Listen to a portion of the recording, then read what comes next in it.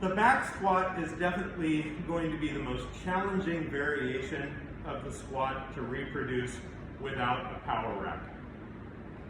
But it can be done, and I'm just the man to show you how. Back at the turn of the century, not this most recent century, but the one before, it's the only one I ever refer to, there was a strong man called Steinborn who was an amazing athlete, a combination of grip strength, conventional strength, weird strength, and wrestling, as well as endurance, that really set him apart from his peers.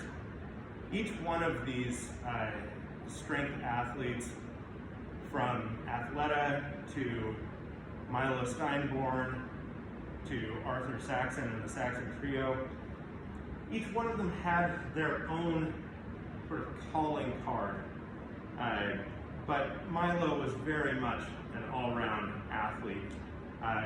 He, as well as George Hackenschmidt and Herman Gerner, fantastic all-round athletes, but especially noted for their strength. So Milo didn't necessarily always have access to a squat rack, but he still wanted to train his deep knee bends and his hack squats.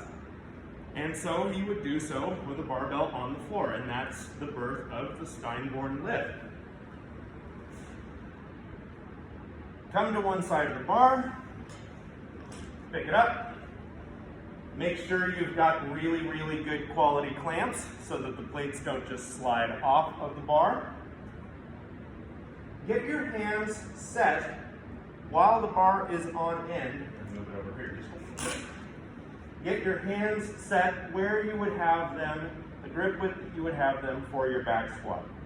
If you don't already know how to back squat, this is clearly not the lift for you. So my hands are now set. Now I'm going to turn my feet to face forward, and I'm going to put my neck,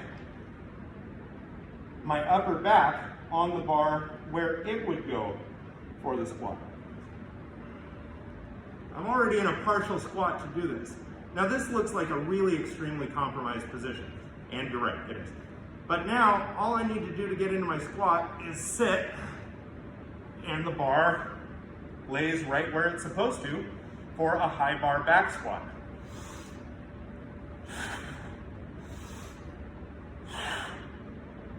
For the sake of completeness, once I'm done with my set of squats, I'll descend and tip onto the other side and walk it up. Then walk it back down. And that's the Steinborn lift. Don't go with your 1 rep max back squat when you start practicing the Steinborn lift. Go light and progress. You'll be surprised though how close you can get to your target back squat weight with this approach to it.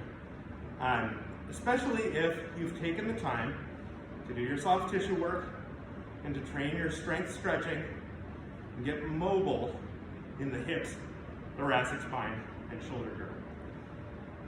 If you've got the back squat down and you've been practicing your mobility and you want a back squat at home but you don't have a power rack, the Steinborn lift is for you. Otherwise, leave it alone.